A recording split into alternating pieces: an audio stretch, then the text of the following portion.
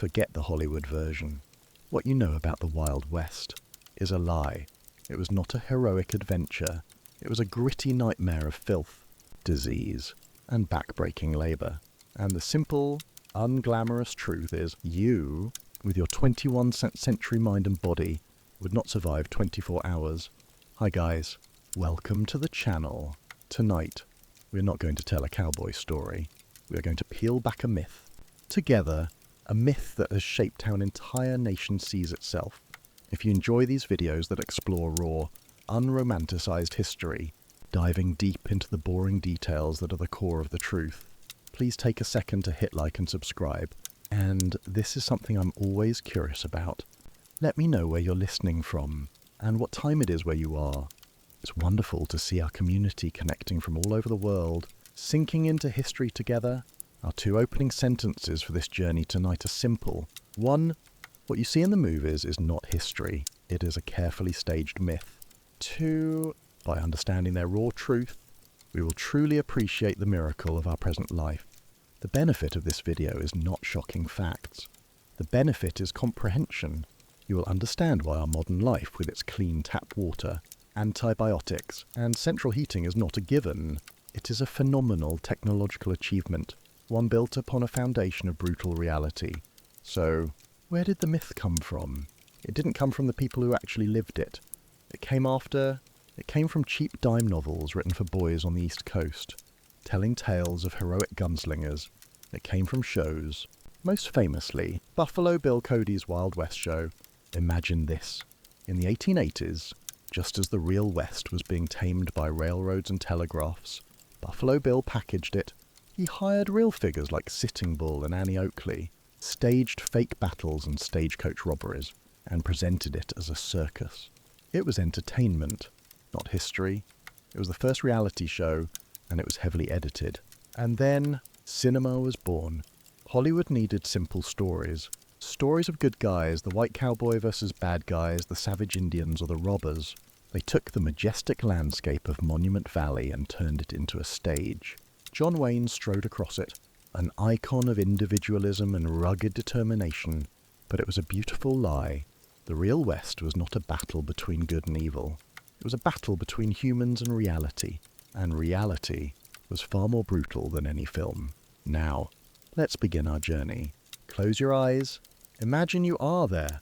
Congratulations, you have just woken up.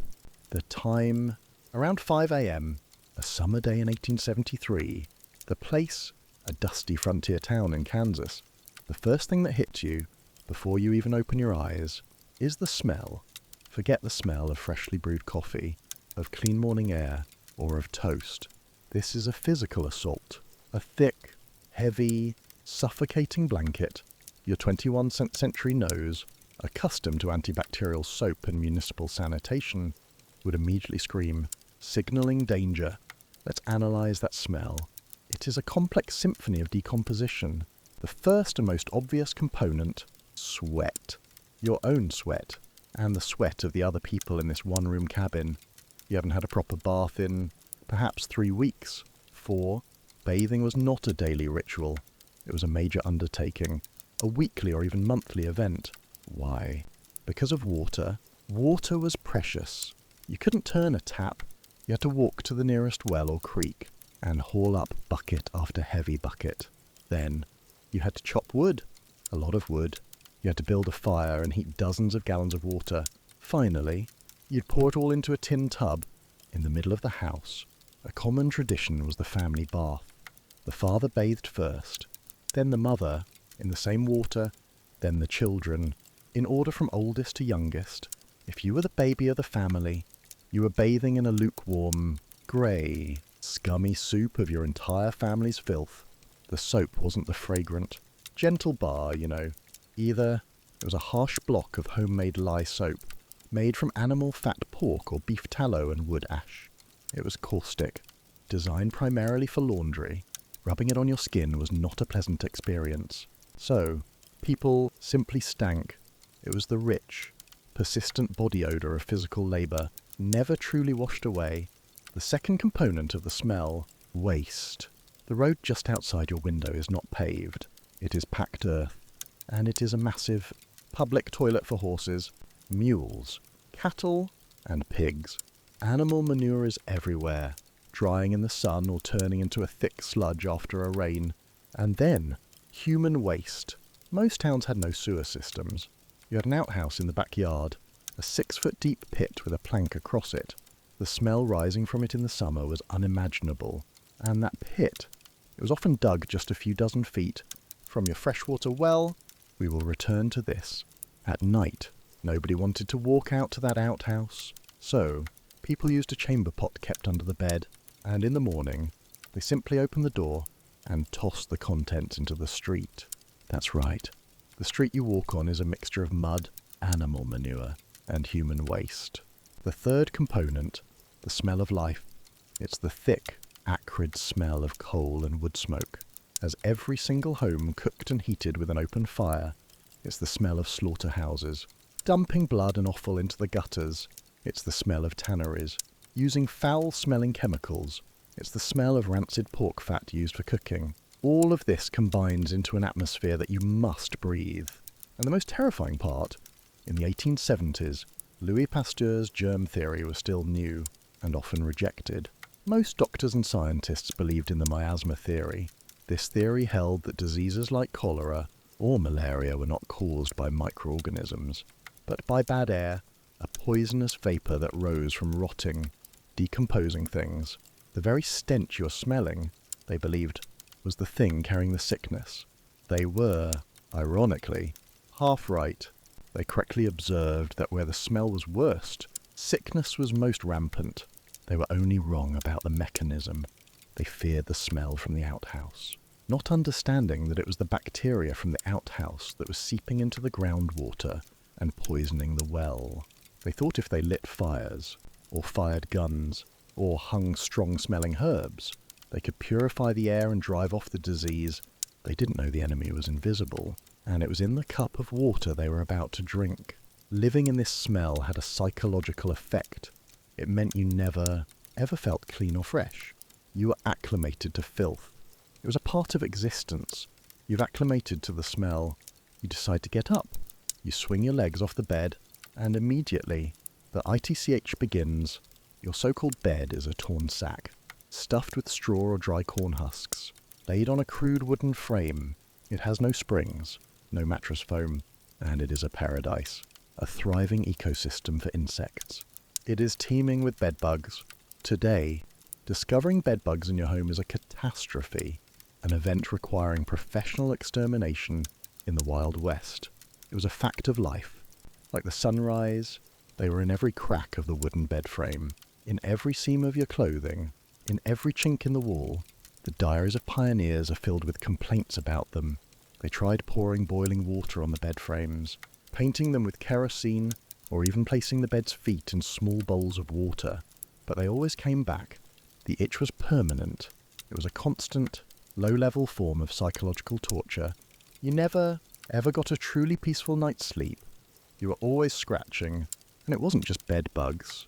You had lice in your hair and in the seams of your clothes. And then, fleas brought in by the dogs, pigs, and chickens that often wandered right into the house. And remember, there are no window screens. Your window, if you have one, is just an empty hole, or perhaps covered with oiled paper or an animal hide. In the summer, it's always open. This means a constant, unending migration of flies and mosquitoes. These flies were not just an annoyance. Think about their journey. They were just sitting on the horse manure in the street, on the open outhouse pit, on the carcass of a rat, and the next second, they are landing on the salt pork on your plate, on your lips, on the face of your sleeping child. They were the world's most efficient delivery system for dysentery and typhoid. Mosquitoes carried malaria and yellow fever in many areas. You are being bitten, stung, and fed upon. 24 hours a day. The sense of privacy on your own skin does not exist. As you stand up, ignoring the itch, the next sensation takes over. Pain. Every joint, every muscle, every fibre of your being burns with a deep, profound exhaustion. This is not the satisfying soreness after a good gym workout. You do not feel healthy. You feel depleted. Why? Because yesterday, Your workday began before the sun rose and ended after it set. It was 14, maybe 16 hours long. There are no weekends, no holidays, no work-life balance. There is only the work. What is the work? If you are a man and you are sod-busting on the prairie, your job is one of the most physically demanding tasks ever invented by humanity. The prairie soil was not soft garden loam. It was a dense, 2-foot-thick mat of grass roots that had been growing for thousands of years. It was as hard as concrete. Your wooden plough would constantly break. You had to use an axe to chop through the roots. It was an hour-by-hour, day-by-day battle just to claim a few square feet of farmable land, under a blistering sun, or perhaps you're felling trees. Not a few logs for the fire, but acres of them. Fuel is life. You need it to heat, to cook, to boil water. You swing that heavy axe from dawn until dusk. Your hands blister, then callous, then crack open and bleed. If you are a woman, your work is just as brutal, only in a different way. Let's take laundry day. It is not 1 hour of putting clothes in a machine. It is an all-day ordeal. You must haul the water, dozens of buckets. You must build the fire to boil the water in a large cauldron. You must use the homemade lye soap, the kind that peels the skin from your hands, and scrub every single item on a metal or wooden washboard. Men's clothes made of canvas or wool, caked in mud and sweat. Scrubbing them clean makes your knuckles swell and bleed. Then you wring them out, hang them. This is an 8 to 10 hour job, and that is 1 day of the week. The other days, you are cooking 3 meals from scratch, a multi-hour process. Tending the garden if the garden fails, the family starves. Sewing, mending clothes, making candles, making soap, and raising children. And you do all of this often while pregnant or having just given birth. There is no maternity leave. This is why the 35-year average life expectancy figure is so misleading. That number is dragged down by the staggering, heartbreaking rates of infant and childhood mortality. If you were lucky enough to survive childhood, you might live to 50 or 60. But you would be an old person. A 45-year-old on the frontier would look 70 to our modern eyes. Their body would be destroyed by the work, back bent, teeth gone, skin like leather, joints swollen with arthritis. The pain you feel upon waking is not temporary. It is your permanent companion. You stand there, on the packed earth, dusty floor. You are filthy. You are itchy. You are in pain. And then you notice the environment. Your home is not the cozy log cabin from the movies. It is a box. If you are on the prairie, it might be a soddy, a house made from blocks of prairie sod, earth and grass. Because wood was incredibly scarce, it was dark, damp, and it leaked constantly. The dirt roof would sometimes collapse after a heavy rain. Snakes and other small creatures would often fall from the ceiling. If you are in a forested area, it is a log cabin, but it is not insulated. It is not sealed.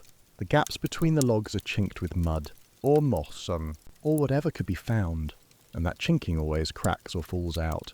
This means you have no real protection from the elements. In the winter, in places like the Dakotas or Wyoming, the temperature can drop to -30, -40 degrees Celsius, and that cold, it is inside the house with you. The water in the bucket next to your bed is frozen solid. Your breath hangs in the air. Frost forms on the inside of the walls. The wind cuts through the cracks like thousands of tiny knives. You sleep in all your clothes, wrapped in blankets, and still wake up shivering. The risk of freezing to death in your sleep is very real if the fire in the hearth goes out. And to keep that fire going, you must constantly feed it fuel the wood you spent all day chopping. Or, if there is no wood, you must go out and collect buffalo chips, dried buffalo dung. In the summer, it is the opposite hell. That log cabin or sod house becomes an oven. No air conditioning, no electric fans, no airflow. The heat is suffocating, sweltering, and it cannot escape. On the plains, there is not a single tree for shade. The sun is a relentless, baking force from dawn till dusk. Heatstroke is a common killer, and the heat, as we've said, brings the insects, billions of them. The weather is also incredibly violent. Thunderstorms on the plains can produce hail the size of golf balls. capable of killing livestock and completely destroying a season's crops in minutes. Tornadoes are a constant, terrifying threat. You're not living in a house. You're sheltering in a shed against a world that is actively trying to kill you. You've been awake for 5 minutes. You are filthy. You are itchy. You are in pain. And you are feeling the raw, unfiltered cold or heat. You're enveloped in the smell of life and decomposition. And your day has only just begun. And your day has only just begun. You have stood up. You have acknowledged the filth, the itch, the pain, and the cold. You have survived the first 5 minutes of sensory shock. Now it is time to face the first fundamental task of survival, fueling up. But in the Wild West, even the basic acts of eating and drinking are a deadly gamble. Welcome to part 2 of our journey, the silent killers. The first order of the day is to start the fire. You need it to cook, and to boil the coffee that will get you moving. But forget the image of a hearty cowboy breakfast with sizzling eggs, thick-cut bacon, and pancakes. That, again, is a Hollywood myth, a product of well-funded film crews. Your reality is one of brutal monotony. The diet of the pioneer, the miner, the cowboy, revolved around a holy trinity of foods, not because they were good, but because they lasted. They did not spoil. They were salt pork, cornmeal or flour, and beans. Let's start with the main course. Salt pork. This is not the bacon, you know. This is pork, often the fattiest cuts, preserved in a truly massive quantity of salt. The process was simple. You butcher a hog, cut it up, and bury it in a wooden barrel filled with salt. Layer upon layer of salt. The salt draws out all the moisture, making it impossible for bacteria to grow. The result is a piece of meat that can last for years without refrigeration, but it also transforms the meat into something else. It is as tough as leather. It is so salty it numbs your tongue. To eat it, you have to boil it multiple times, dumping the water just to try and leach out the overwhelming saltiness. After several boilings, you're left with a bland, stringy, chewy piece of meat, mostly fat, and you fry it. That is your bacon. The rendered pork fat lard is your primary source of calories. You use it to fry everything. Next is cornmeal. Corn was cheap, easy to grow, and stored well. You would eat Johnny cakes flat, dry, dense cornbread or mush cornmeal porridge. It was filling, bland, and provided energy, but little else. But perhaps the greatest symbol of durability and of sheer boredom is hardtack. This was the staple ration of the military and of westward travellers. If you'd like to make it at home, the recipe is simple: flour, water, and a little salt. No yeast, no fat, no sugar. You knead it into a stiff dough, roll it out, cut it into squares, and poke holes in it to help it dry evenly. Then you bake it. You bake it slowly, for hours, until all moisture is gone. The result is a biscuit, or more accurately, a flour-based brick. It was known by loving nicknames like tooth duller or sheet iron. It was literally, physically hard. You could not bite it, unless you wanted to break a tooth. The only way to eat it, you had to smash it with a rifle butt or a rock, and soak the fragments in whatever liquid you had.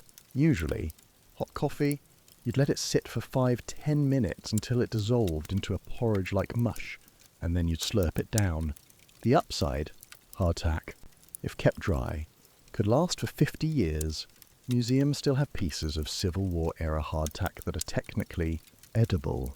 The downside, it has virtually zero nutritional value beyond calories, and this leads us to our first silent killer. Scurvy. Today, we think of scurvy as a sailor's disease, for men at sea for months without sight of land. We don't think of it in Kansas or Colorado. But look at that holy trinity again. Salt pork, 0 vitamin C. Beans next to none. Flour cornmeal, 0. The frontier diet, especially during the 6-month-long winters, was a diet profoundly deficient in vitamin C. Miners during the California gold rush died from it in droves. They were rich, with pockets full of gold, but they could not buy a lemon or a fresh vegetable. And the symptoms of scurvy are horrific. It's not just fatigue. First, you feel a deep, profound weariness, an unexplainable lethargy. Your joints begin to ache. Then, your gums begin to suffer. They swell, becoming spongy and turn a dark purple. They begin to bleed at the slightest touch. Your breath takes on the foul stench of dying tissue. Next, your teeth, no longer anchored in healthy gums, begin to loosen, and then they fall out. But the most terrifying part, the detail that doctors of the era could not comprehend, is this: old wounds reopen. That's right, a scar from 10 years ago, a broken bone that healed in your childhood. The scar tissue begins to dissolve. Your body, lacking the vitamin C to produce collagen, is literally disassembling itself. Pioneers recorded this in their diaries. They described the horror of watching old scars split open and begin to bleed again, with no understanding of why. Eventually, internal hemorrhaging begins, and you die. All of this for the lack of a vegetable. This explains why the simple act of foraging for wild onions or berries was not a hobby. It was a life or death survival mission. That is your food, a gamble between starvation and a slow death from malnutrition. Now, let's talk about something to drink. You've choked down the salty pork and the pasty hardtack.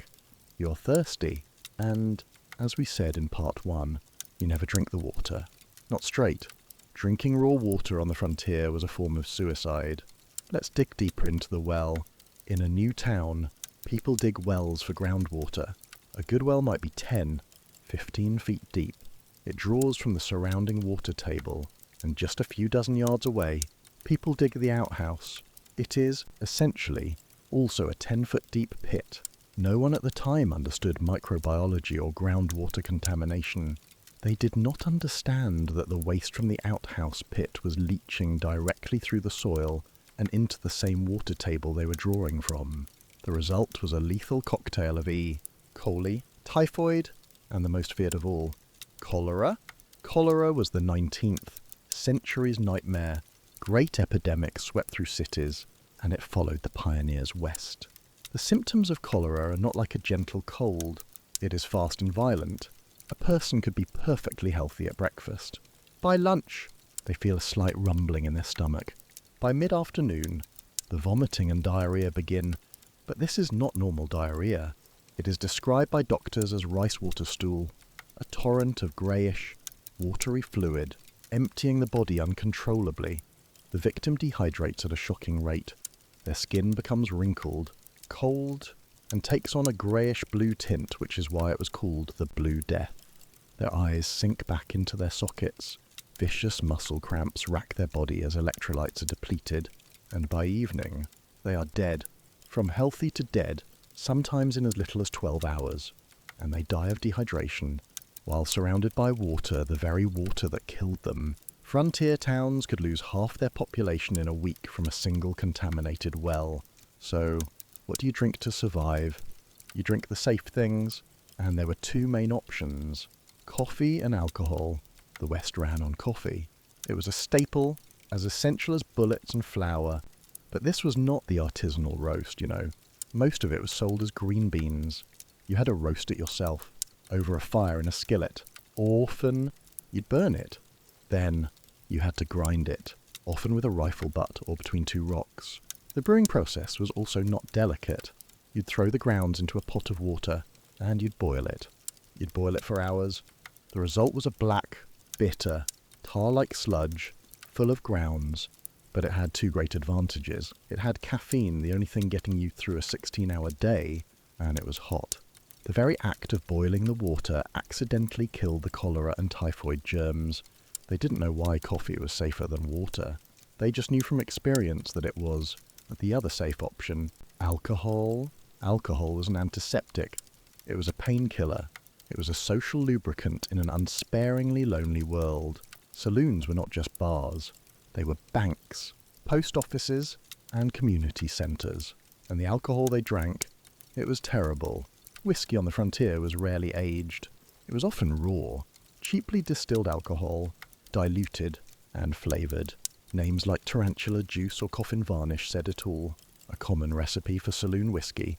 A barrel of raw alcohol, some burnt sugar for colour, some chewing tobacco for bite, and maybe a little chili for a hot sensation going down. It was a toxic brew. But at least it didn't have cholera in it. So your breakfast is done. You've eaten a meal that might give you scurvy and washed it down with the only drink that was safe, because it was either boiled or distilled. If the food and water don't kill you, there are countless other things waiting. You're constantly surrounded by invisible enemies. In the 19th century, humanity was just beginning to understand disease, but that knowledge had not reached the frontier. This world was still dominated by ignorance, and by cures that were often more dangerous than the disease itself. Let's talk about the big three killers. Besides cholera, first, smallpox. Today, it is eradicated. We no longer have a cultural fear of it, but in the 19th century, it was an absolute terror. It was extraordinarily contagious. It was airborne. The symptoms would begin like the flu, high fever, body aches, but then the rash would appear. It would develop into pustules, filled with fluid, covering the entire body, inside the mouth, the throat. The fatality rate was 30%. If you survived, you were left permanently scarred, pockmarked, and often blind. Towns would erect pest houses on the outskirts, where the sick were taken, essentially to die alone. Vaccination existed, but it was crude and not always available. Second, typhoid. This was the filth disease, linked directly to the water and sanitation problems we discussed. Unlike cholera, a fast death, typhoid was a slow burn. It was a weeks-long fever. The victim would lie in bed, delirious, their body wasting away. It lurked in communities, with healthy carriers like Typhoid Mary, later spreading the disease without even knowing it. Third, diphtheria. This was every parent's nightmare. It was a child's disease. Imagine you were a frontier parent. Your child gets a fever and a sore throat. A few days later, you look in their throat and see a thick, grey, leathery membrane growing. That is the toxin from the diphtheria bacteria, killing the tissue. That membrane, it grows.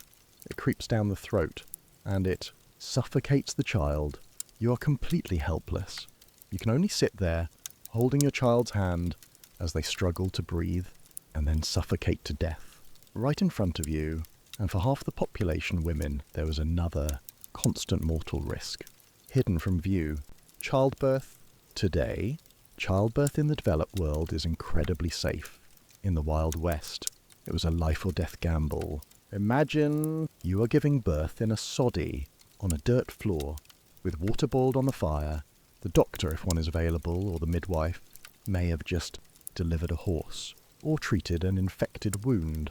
And then he comes to you, and he does not wash his hands. The concept of hand washing to prevent infection, Ignaz Semmelweis's great breakthrough in Vienna, was still mocked and rejected. Doctors were proud of their surgical coats. Caked in old blood and pus, it was a sign of experience. And then he delivers your baby. A few days later, you develop a fever. The fever spikes. Your abdomen becomes agonizingly painful. It is puerperal fever, or childbed fever. It is a septic infection, sepsis. Bacteria, usually strep, has been introduced directly into your uterus from the doctor's unclean hands. There are no antibiotics. The result is almost certain death. You have just brought a life into the world, only to have your own life taken by the process. For a pregnant woman on the frontier, the fear of dying in childbirth was greater than the fear of rattlesnakes or Indian attacks. But what happens if you get sick? What do? You turn to medicine. And this is where things get truly terrifying. Most 19th century medicine, especially on the frontier, was still dominated by an ancient theory, humoralism. This theory held that the body was made of 4 humours: blood hot, phlegm cold, yellow bile hot, and black bile cold. Sickness was an imbalance of these humours. The cures, therefore, were not aimed at killing germs which they didn't know about, but at restoring balance, and they did it in heroic ways. Cure 1. Bloodletting. You have a fever? Clearly.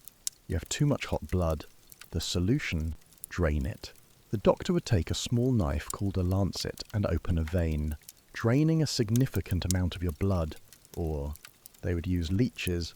They would place leeches on your body to suck the blood out. Think about this. You have an infection. Your body is struggling to fight. and the cure is to weaken you by taking away the very thing you need, your blood. How did George Washington die? He had a throat infection, likely epiglottitis.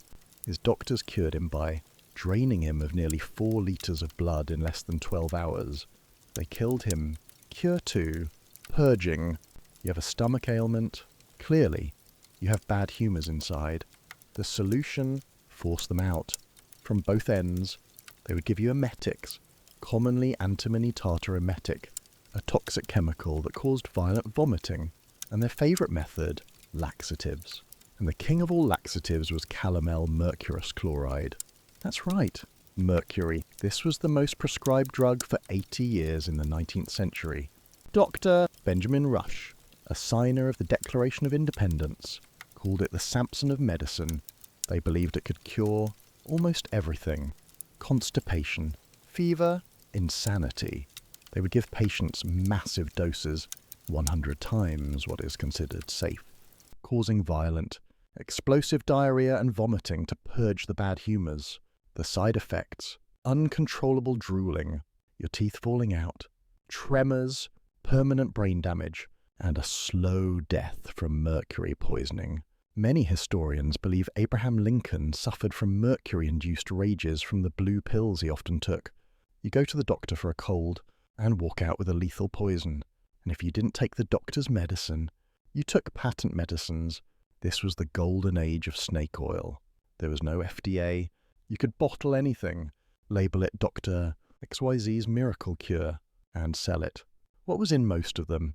90% raw alcohol, mixed with molasses.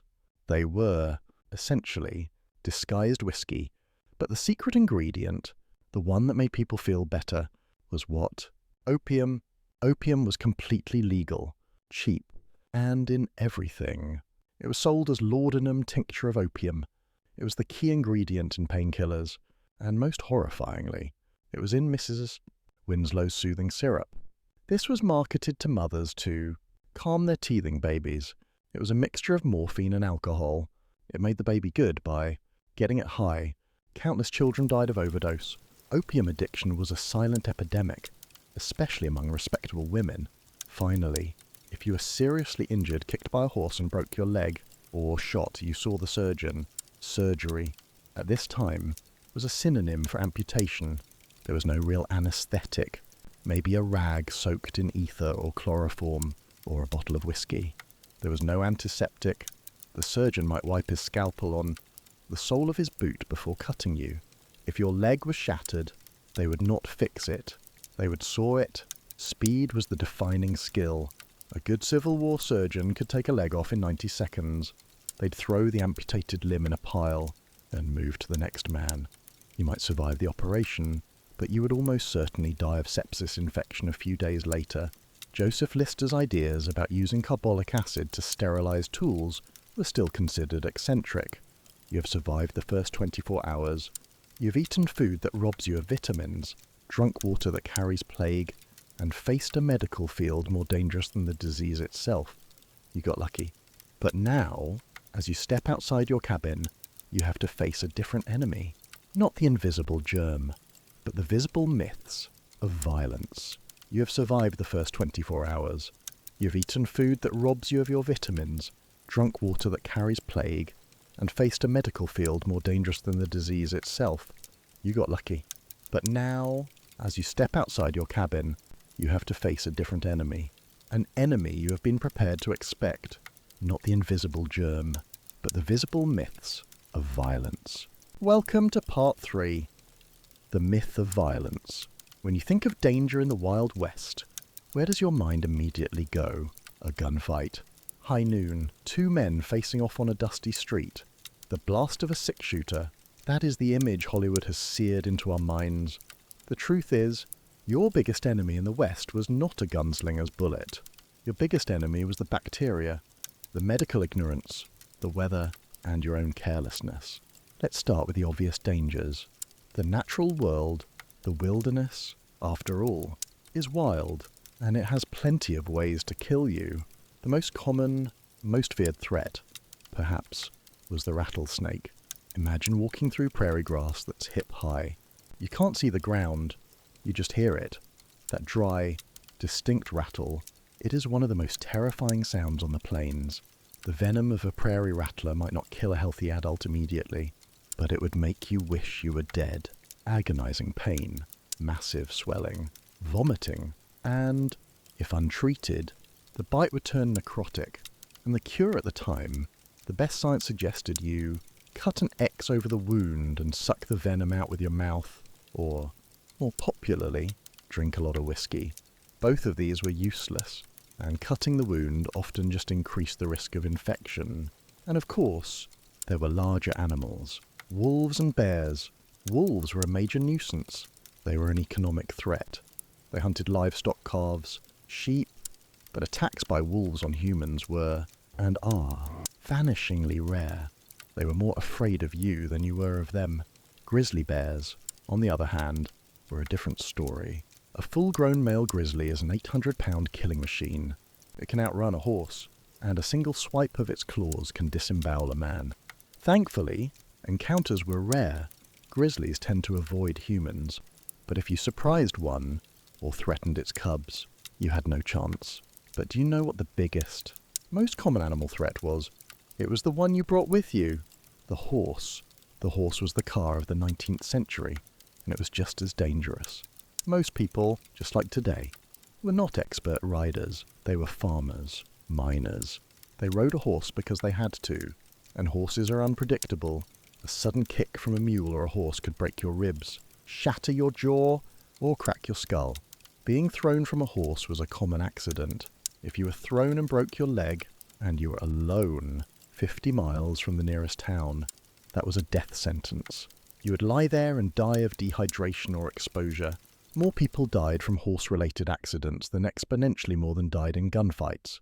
And this brings us to the real killer, accidents. Life on the frontier was a series of dangerous tasks, performed by tired, non-professional people, far from medical help. Let's talk about the wagon. On the great overland trails, like the Oregon Trail, the number one killer was not Indians, not wild animals. It was wagon accidents. Here's a common, heartbreaking story. A family is on the move. The children, tired of being bounced around in the wagon, are walking alongside. A child stumbles. The massive, iron-rimmed wheel, weighing hundreds of pounds, cannot stop. It rolls over the child. That sound. There is nothing to do. They can only bury their child by the side of the trail, mark the grave with a rock, and keep going. Thousands of such graves littered the trails. The most dangerous part of the entire journey. River crossings. There were no bridges. You had to ford the river. If the current was strong, it could sweep the oxen off their feet. Tipping the wagon, everything you owned in the world, blankets, food, tools vanished downstream, and often, your family, trapped inside the canvas, went with it. And finally, we come to the real gun violence of the West. Firearm accidents. Almost everyone carried a gun, but most people did not know how to use a gun. They were farmers, shopkeepers from New York or Ohio, who were told you need a gun to go west. So, they had a loaded rifle, tossed in the back of their wagon. Here's another common scenario. A settler stops his wagon. He sees a rabbit. Dinner. He goes to the back of the wagon and pulls his rifle out, pulling it toward him by the barrel. The trigger snags on a blanket. An explosion. He has just shot himself in the stomach. Now, think about what we said in part 2. No surgery. No antibiotics. A gut wound is a slow death sentence. Peritonitis infection of the abdominal cavity will set in. You will lie there, in agonizing pain, high fever, delirious, for 3, 4, maybe 5 days. And then you die. This was the true gun violence of the West. Not duels, carelessness, fatigue, and inexperience. But that's not the story we're told. We're told about the gunslinger, about men with lightning-fast reflexes, about showdowns at high noon. Here's the biggest, and perhaps most surprising, myth bust of all. The Wild West, particularly in the wildest towns, had far stricter gun control than most of America does today. Let's start by breaking the image. The image of the cowboy walking into a saloon, with 2 six-shooters tied low on his hips. Mostly fiction. A gun was a tool. A farmer or a rancher carried a rifle. It was for hunting, or defense against predators. It was kept in a scabbard on his saddle. The pistol, like the Colt Peacemaker, was a weapon. It was designed to kill people, and it was extremely expensive. A Colt pistol could cost $17. A cowboy's salary was $25 a month. Many cowboys couldn't afford a pistol, and even if they could, wearing it all day was a nuisance. It was heavy, and it got in the way of work. The gunslinger as a profession didn't really exist. Men like Wild Bill Hickok or John Wesley Hardin were vanishingly rare exceptions killers. Gamblers, lawmen, they were not the norm. And this brings us to the infamous cow towns. Dodge City, Kansas, Abilene, Tombstone, Arizona. These are the places where the legends were born. And here is the truth. Imagine you're a cowboy. You've just spent 3 months driving 2,000 cattle from Texas to Dodge City. You're tired, filthy, and you've just been paid. You want to go into town, drink, and let off steam.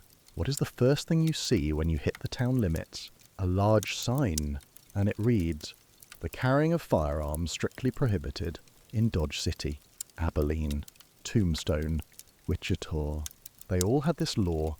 You could not, by law, walk around town with your pistol on your hip. What did you have to do? You had to go to the marshal's office, or the Grand Hotel, or even the saloon, and check your weapons, just like checking a coat today. They would take your guns, put them in a cubby, and give you a metal token. When you left town, you'd turn in your token and get your guns back. Why? Think logically. Who ran the towns? The business owners, the saloon keepers, the hotel owners, the merchants. What did they want? The cowboys' money. What did they not want? A dozen 20-year-old, drunken, armed men starting a gunfight in their saloon. A gunfight breaks mirrors, ruins card tables, and most importantly, it scares away customers. Violence was bad for business. So, these civilized towns hired marshals like Wyatt Earp or Bat Masterson, and their number one job was not to have duels with bad guys. Their number one job was to enforce the gun control laws. They would patrol, and if they saw a drunk cowboy stumbling around with a six-shooter on his hip, they would arrest him, not because he was a bad guy, but because he was breaking the town's law. The war in the West was not between good guys and bad guys. It was a war between town interests order, business, laws and country interests, the free-range cowboys, who didn't want to be controlled, and the result. These wild towns were actually quite safe. Historians have analysed the records. The murder rate in Dodge City, in its wildest year, was far lower than many modern American cities. This brings us to the most famous gunfight of all time, the gunfight at the O.K. Corral. The legend says, heroic Marshal Wyatt Earp and his brothers faced down the evil Clanton and McClory gang. They met in the street, and the good guys won. The truth is far more complicated and far more interesting, and it revolves entirely around gun control. Let's set the scene. Tombstone, Arizona, 1881. On one side, you have the Earp brothers Wyatt, Virgil, and Morgan and their friend Doc Holliday. Who were they? They were the town interests. Virgil Earp was the U.S. Marshal and the city marshal. They were Republicans, businessmen, and lawmen who were trying to enforce the new town law. And most importantly, Virgil Earp was trying to enforce Tombstone's Ordinance No. 9, which prohibited the carrying of deadly weapons within the city limits. On the other side, you have the Clanton and McClory gangs. Who were they?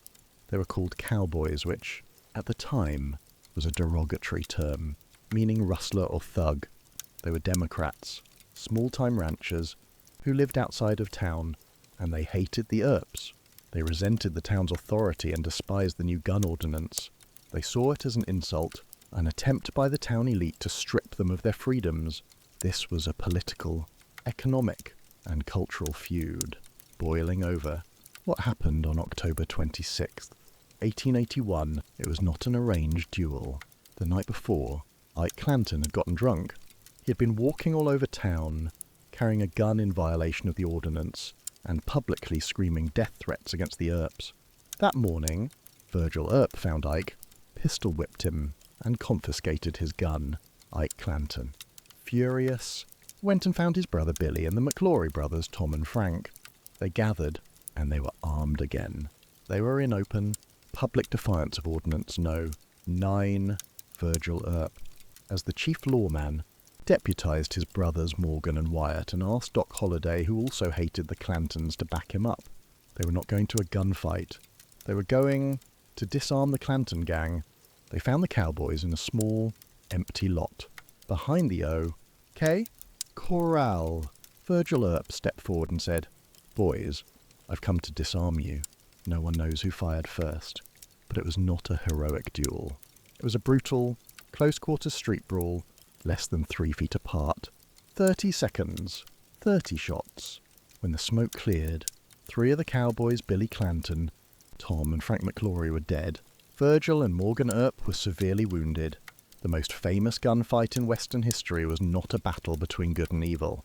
It was the bloody, tragic result of an attempt to enforce the town's gun control law against a group of men who refused to comply. The truth, as always, is far more complex than the myth.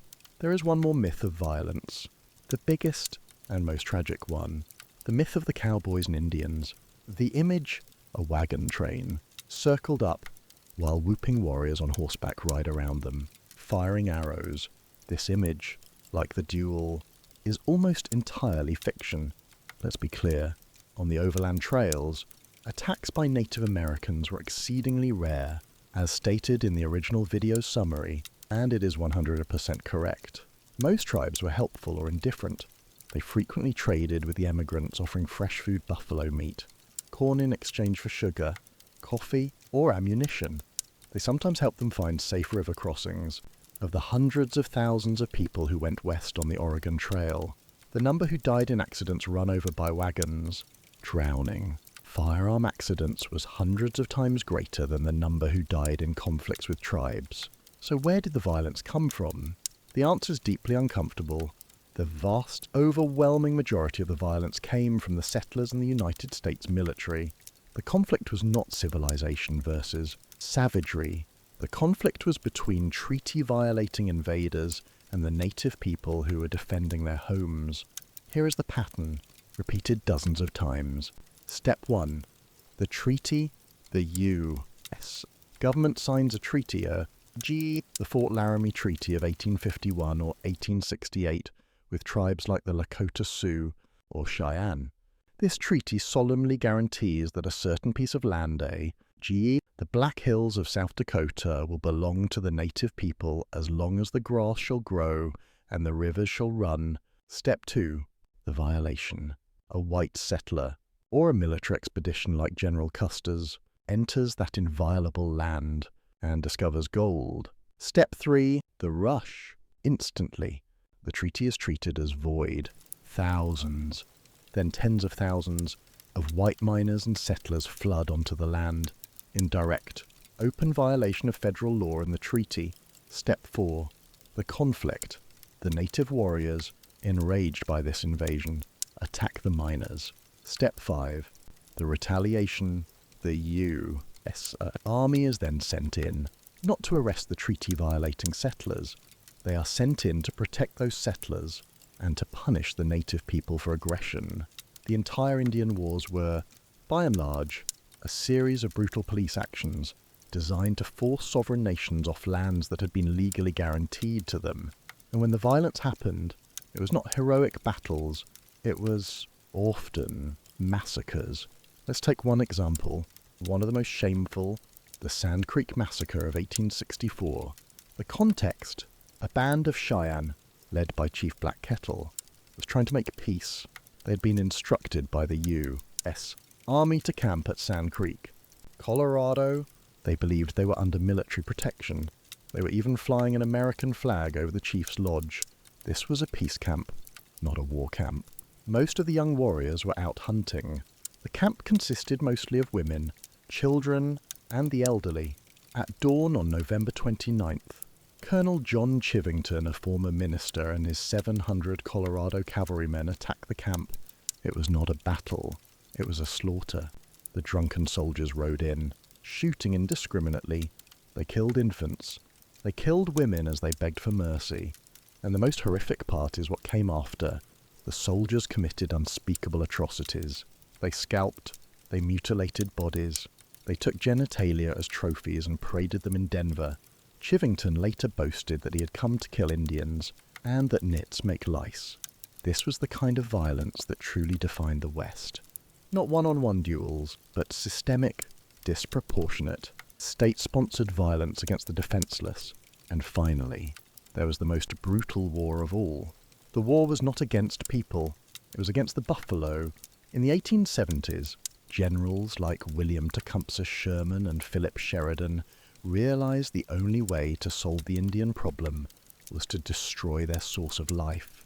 The buffalo was the supermarket, the hardware store, the church for the Plains tribes. So, the government actively encouraged the slaughter of the buffalo. They hired hunters like Buffalo Bill Cody. They allowed passengers on trains to shoot buffalo from the windows for sport, leaving the carcasses to rot on the prairie. Army generals even supplied free ammunition to the hunters. General Sheridan famously said, or is reported to have said, "Let them kill, skin, and sell until the buffalo is exterminated. It is the only way to bring lasting peace and allow civilization to advance." In a single decade, an estimated 30 to 60 million buffalo were reduced to just a few hundred. This was a deliberate act of ecological warfare. It worked.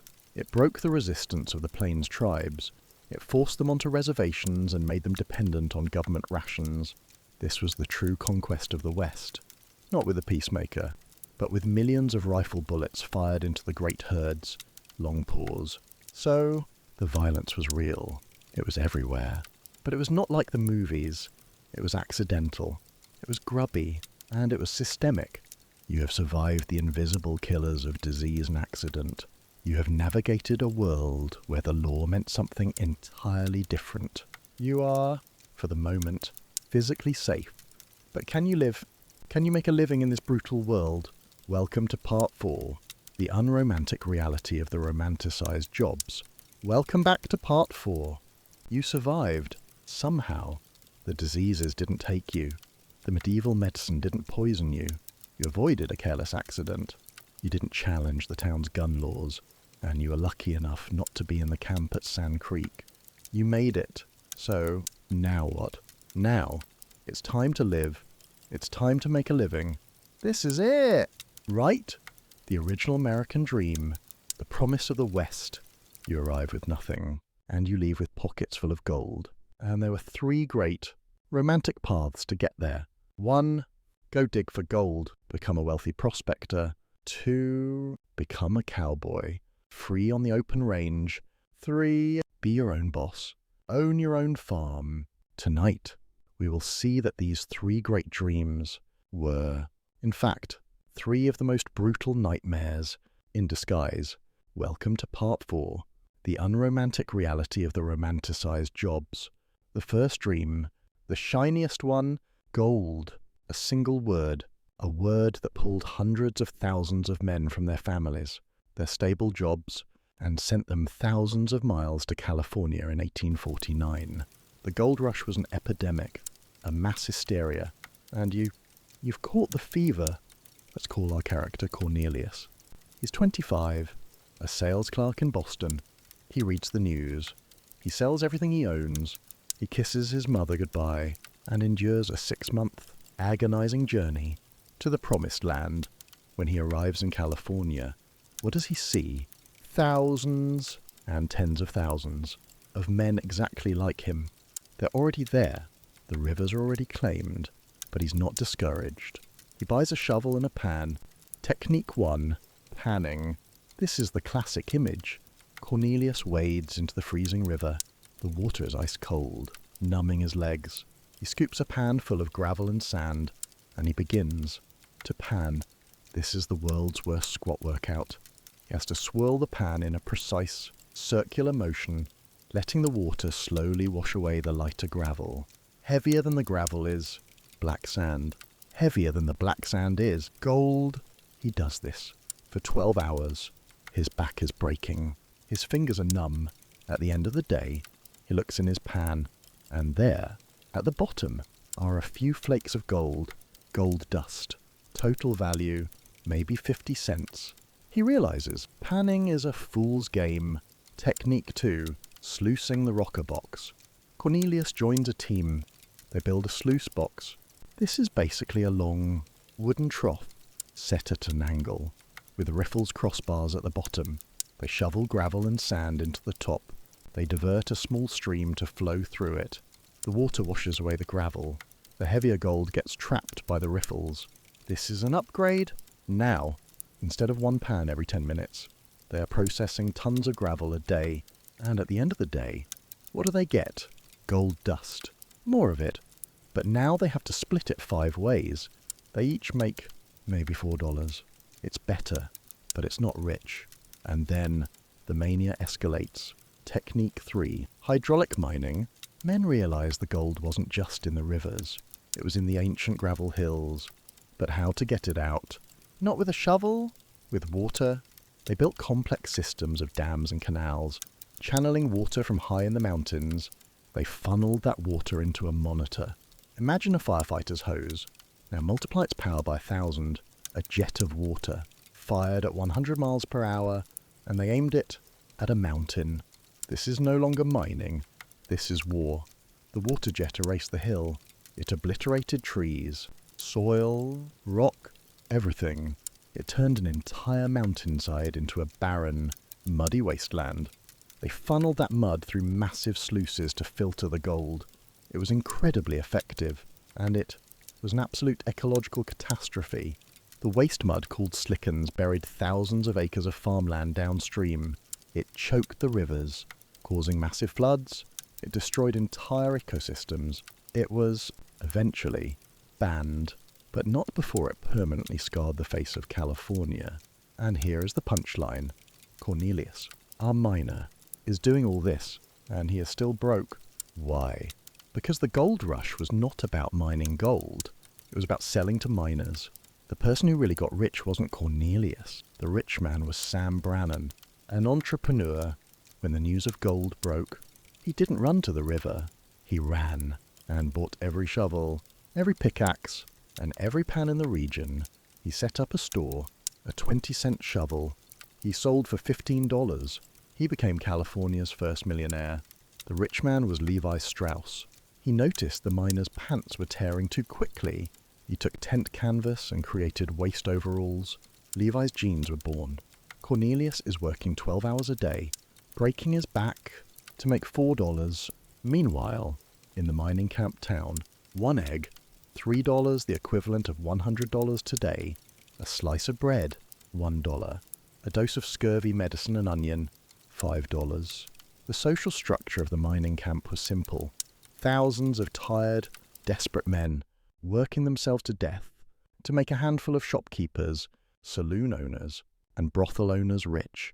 Eventually, the easy gold was gone. The rush was over. Cornelius, and thousands like him, were left broken. But that's if he was lucky. That's if he stayed in the rivers. What if he went hard rock mining, looking for the quartz veins? Now, he works for a big company, 12 hours a day, underground. He's in a dark, wet, unventilated tunnel. He drills holes into the rock. He packs them with dynamite, a new, highly unstable invention. The risk of a cave-in is constant. The risk of a premature blast is real. But the worst enemy isn't the falling rock. It's the air. As he smashes the quartz rock, the air fills with a fine, invisible dust. Silica dust. He breathes it 12 hours a day, and it begins first. A dry cough. The miner's cough. It never leaves. After a year, he starts to feel short of breath. What's happening? The tiny, razor-sharp silica particles are entering his lungs. His body tries to fight back. It forms scar tissue around every single particle. His lungs are slowly turning to stone from the inside. It's called silicosis. There is no cure after 5 years. He can't walk 10 steps without stopping, gasping for air after 7 years. He dies, drowning, on dry land, in his own scarred, hardened lungs. It is a slow, agonizing, unavoidable death. And the company, they just hire another Cornelius If you were Cornelius, which risk would you take? The poverty of panning in the river, or the slow death of silicosis in the mine? The dream of gold was a trap. It destroyed the environment, enriched others, and turned your lungs to stone. Most failed. So, what about the second great dream? The dream not of wealth, but of freedom. The life in the open, in the saddle. The cowboy. From a suffocating, dark hole in the ground, we come out onto the open prairie, take a breath. That image, a man, his horse, and an endless sky. No bosses, no mine, just freedom. It's the most powerful symbol of America. Individualism, resilience. But that symbol, what was it really? What was it built on? And was it real? First, let's get this straight. The cowboy was not a hero. In the 1870s, cowboy was slang, and it was almost an insult. It meant a cowpuncher, a dirty, 20-year-old, low-wage, manual labourer. It was closer in meaning to thug or vagrant. The heroic image came 50 years later, thanks to Hollywood. So, where did this job come from? The origin, simple beef. Before the Civil War, millions of wild Texas longhorn cattle roamed Texas.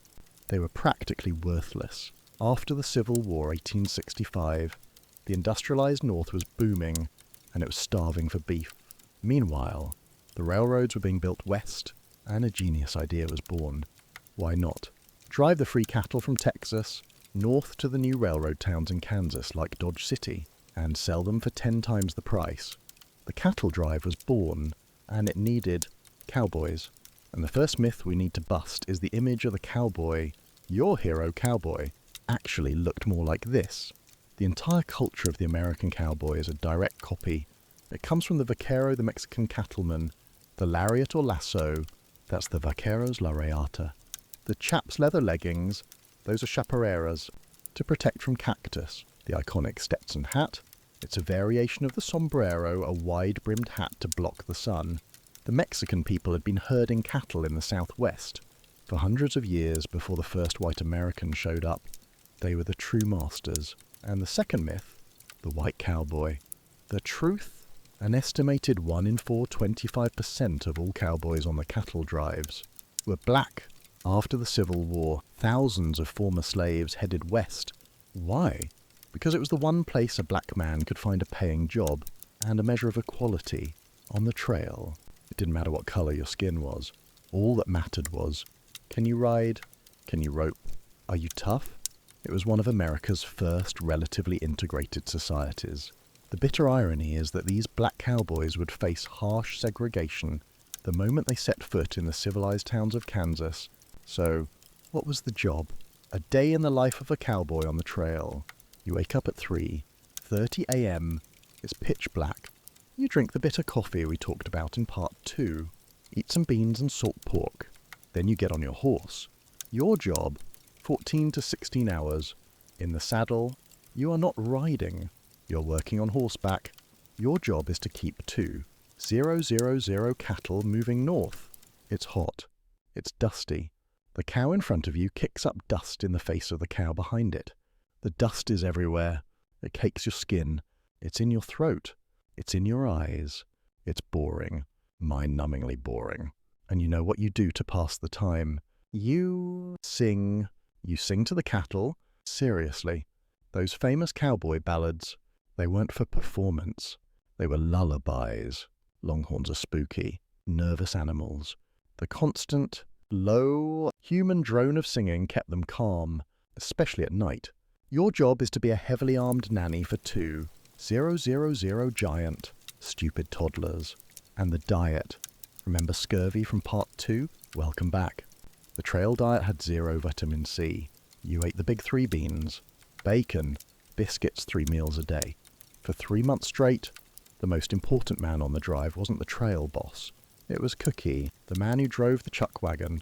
He was the doctor, the dentist, the barber, and the only person who could make beans edible. But the boredom and the bad food aren't what will kill you.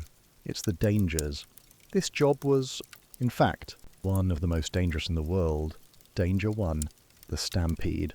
Longhorns are easily frightened, A clap of thunder, a wolf's howl, a strange noise, and then they run.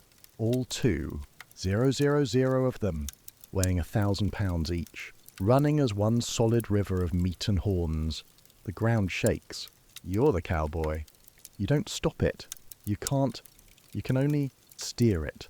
You have to ride faster than the stampede, get to the front of the herd, and try to turn the lead cattle, forcing the whole herd to run in a giant circle until they tire themselves out.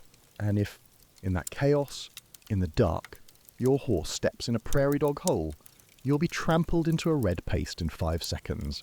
Danger 2. The river crossing. As we've said, no bridges. And the rivers on the plains, like the Red River, are treacherous.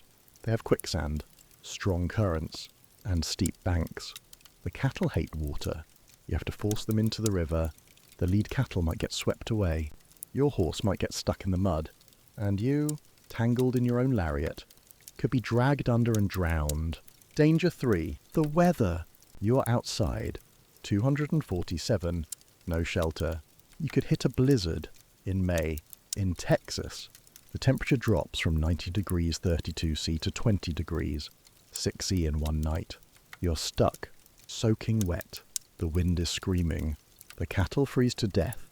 And so do you. Many cowboys were found frozen solid, still holding the reins of their horse. Which death would you choose? Being trampled to paste by 2,000 cattle, or freezing to death alone in a May blizzard? Let me know your nightmare pick in the comments. The job was brutal. It was low pay, about $25, $40 a month, and it destroyed your body. Most men only lasted 5-7 years before they were used up. The cowboy dream was a lie. It was the life of a low-wage, high-risk migrant labourer. So, the gold dream was a trap. The cowboy dream was a dead-end job. What about the final dream? The real American dream? Working for no one. Being your own boss. The farmer. The loneliness. That's the only word. The miner had his noisy camp. The cowboy had his outfit on the trail. But the farmer, what did they have? They had a promise. The Homestead Act of 1862. A promise of 160 acres, free land. A promise of freedom. Of building something for yourself. Or was it a life sentence? A prison built of silence and an endless sky. Free land, that was the call. The Homestead Act of 1862 was one of the most important policies in American history. The deal was simple. Anyone, including women, including black men, could claim 160 acres of government land.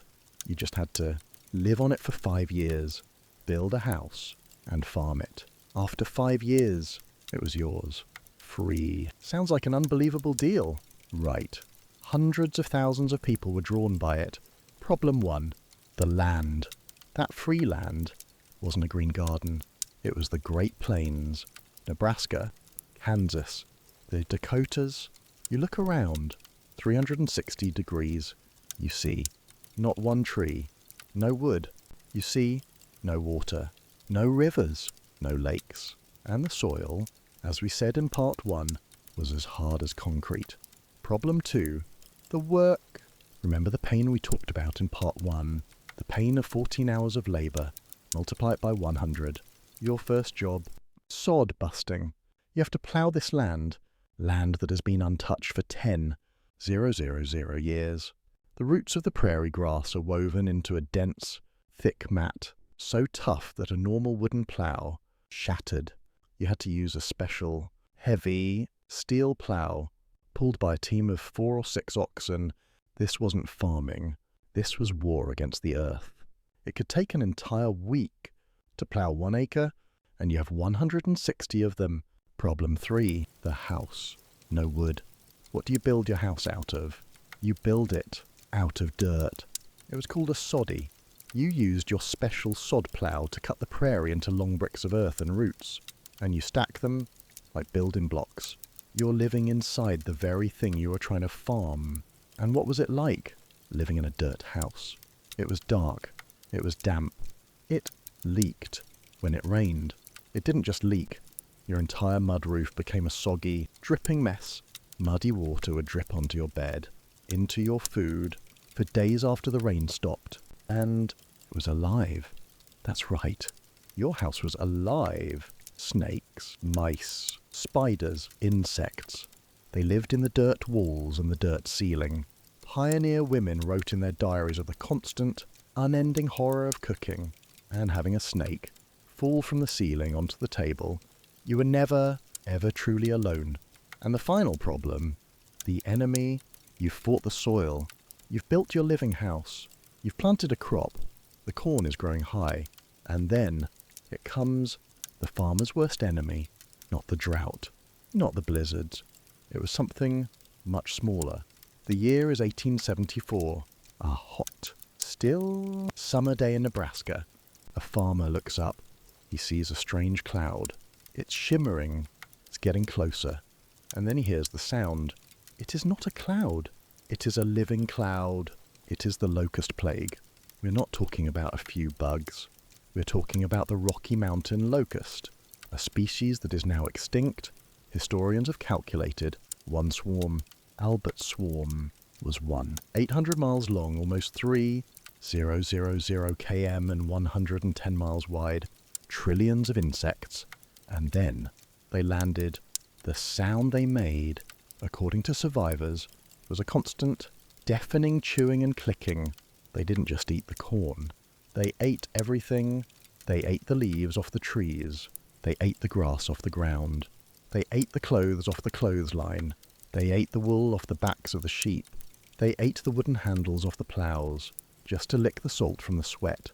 They ate the curtains right out of your house. They swarmed into the houses, covering the floors, the beds, the food. In a few hours, some reports say 3 hours, everything was gone. Bare ground, stripped branches, nothing. No food for the livestock. No food for you. An entire year's worth of back-breaking labour, eaten in one afternoon. They were so thick when they tried to cross railroad tracks. Their crushed bodies were so slick that the train's wheels would spin, unable to move. Many people went insane. The profound loneliness, combined with constant failure, and then a biblical level plague like this. It broke them. They called it prairie madness. Many people, especially women, had complete mental breakdowns. What would you do after watching a cloud eat everything you own in 3 hours? Would you pack up and go back east? Or would you stay and try again next year? The farmer's dream was perhaps the most brutal of all. You work 16 hours a day, you live in a house of dirt, you fight the weather, and then a cloud arrives and eats your entire year's work. The dream is dead. So, the dream of gold was a trap. The dream of the cowboy was a dead-end job. The dream of the farmer was a gamble against God, and you usually lost. So, what is left? When the work fails, when the dreams die, you only have one thing left.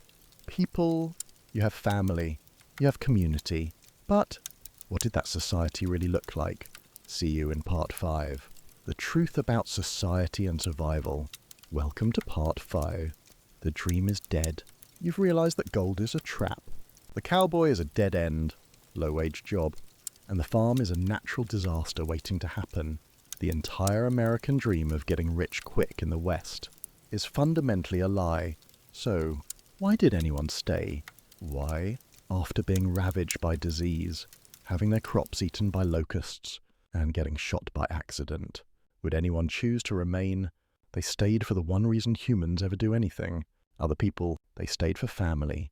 For community? When the individual dream dies, the collective dream begins, but the society they built on the frontier was anything but simple or heroic. It was complicated, contradictory, and brutal. Tonight, we look at the 3 silent pillars that held up Western society. 1. The woman who did it all. 2. The immigrant who built it all. 3. And the vigilante who controlled it all. Welcome to part 5. The truth about society and survival. Forget this image. The damsel in distress. The fragile woman in a pretty dress. Fainting, waiting for the heroic cowboy to rescue her. This is Hollywood's greatest lie. The truth. The frontier woman was perhaps the toughest, most resilient, and most important person in this entire story. The West would not have existed without her. Let's break the myth. They weren't damsels, they were workers. Recall parts 1 and IV. The frontier woman did almost all of the man's work, ploughing, planting, harvesting, tending livestock, plus 100% of traditional women's work. Her job was a list that never ended. She woke up at 4 a.m. before her husband. She started the fire. She hauled the water, a back-breaking job. She cooked breakfast from scratch. She tended the children. She managed the garden, the only source of vegetables to fight scurvy. She did the laundry, a 10-hour, all-day ordeal. As we discussed, she mended clothes, sewing was a survival skill. She churned butter. She made cheese. She made soap from lye and animal fat. She made candles from tallow. She helped in the fields. She cooked dinner. She cleaned. And she went to bed, only to be woken up 3 times by a sick child. Her work never, ever ended, and here is her silent economic role. The husband might grow corn or wheat. He sold it once a year. But the wife, she ran the cash economy. The money from the butter she churned, the money from the chicken's eggs, that egg money, which she kept in a jar, was often the only real cash the family saw all year. It bought sugar, coffee, cloth, and new boots. She wasn't just helping, she was the economic core of the family. That farm was hers, just as much as it was his. But just like the men, she faced unique dangers.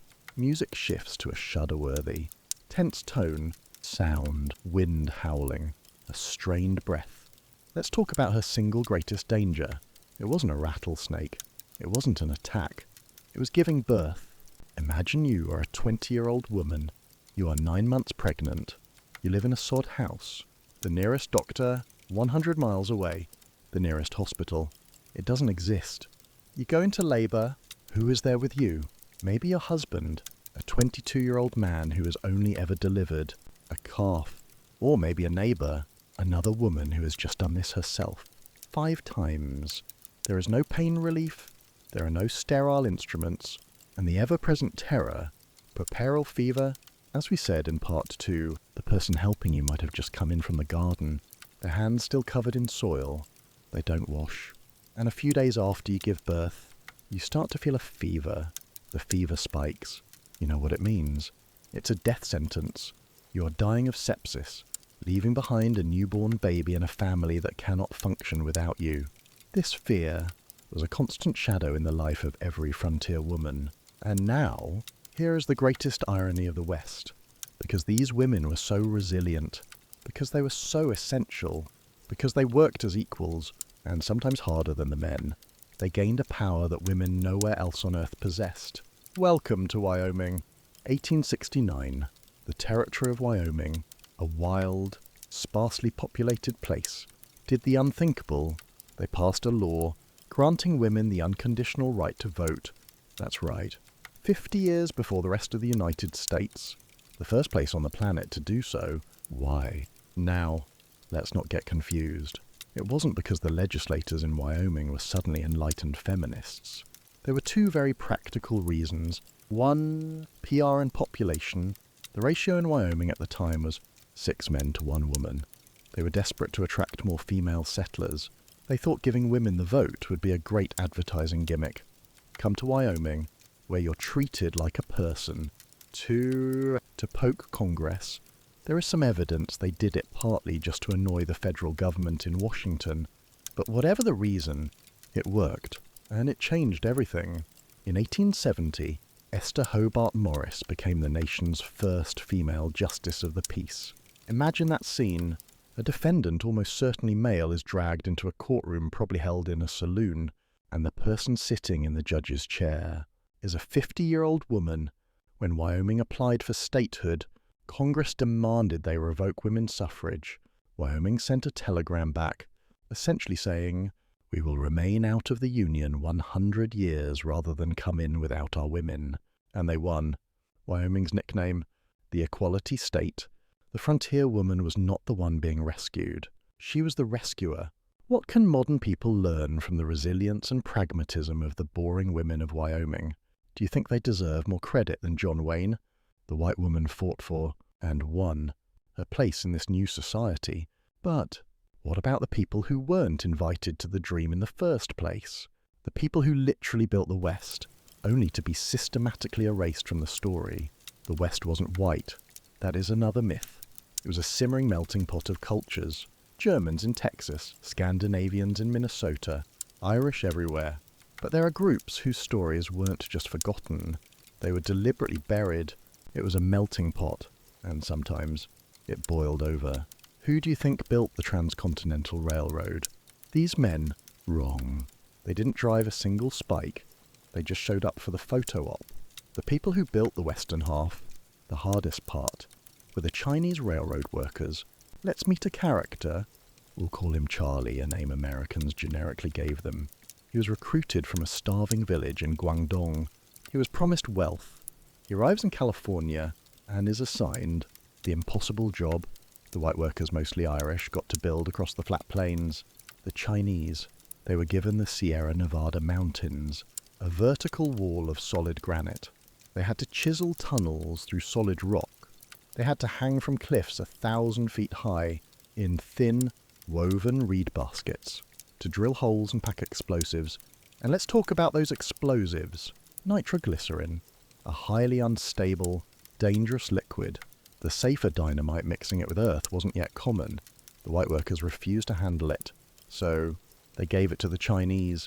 They called them celestial gamblers. Imagine holding a jar of this liquid, one small shock, one wrong tap, and you vaporize. You cease to exist. Thousands of Chinese workers died this way. No one counted. It is said that after the railroad was finished, Chinese companies sent men along the tracks to collect whatever bones they could find, to ship back to China. They did the impossible, and what was their reward? After the railroad was complete in 1869, they were not celebrated. They were hated. Anti-Chinese sentiment exploded. White workers blamed them for taking jobs for low pay, and it escalated to violence. Let me tell you the story of the Rock Springs Massacre in Wyoming. 1885. White miners, angry over a labor dispute, decided to solve the Chinese problem. They formed a mob. They marched on Chinatown. They didn't just chase them out. They burned them alive. They set the houses on fire, shot those who tried to flee, and threw the sick back into the flames. 28 dead, 15 wounded, 700 fled. Their homes completely destroyed. Not a single white person was ever punished. The peak of this hatred, the Chinese Exclusion Act of 1882, this was the first federal law in history to ban an entire ethnic group from immigrating to the United States. They built the West, and then were exiled by the West they had built. And they weren't the only forgotten group. Remember the Mexican vaquero? They weren't just there. This land was theirs. After the Mexican-American War, the Treaty of Guadalupe Hidalgo moved the border, half of Mexico's territory, California, Arizona, New Mexico, suddenly became America. The Mexican families who had lived there for hundreds of years suddenly became second-class citizens in their own homeland. They lost their land through complex English language legal battles they didn't understand. And then there was a story of hope. Remember the black cowboy? After the Civil War, thousands of ex-slaves did not want to stay in the South. They looked for a promised land. They were called the Exodusters.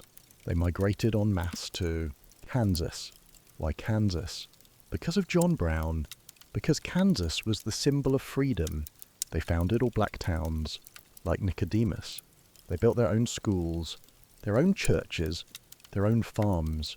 It was a different dream, a dream of safety and autonomy.